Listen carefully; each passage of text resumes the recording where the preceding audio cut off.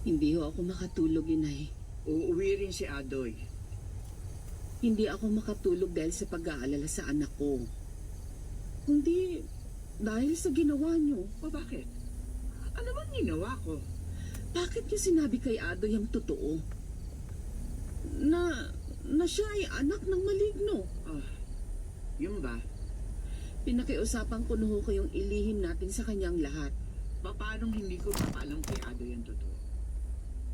Ikaw ang sinisisi niya sa pagkakaroon niya na mukhang nakakapangilabot at dispalighado. Kayong hindi mo naman kasalanan ang naging kapintasan niya. Nagkaanak ka ng mukhang maligno dahil pinagsamantalahan ka ng isang naman lupa.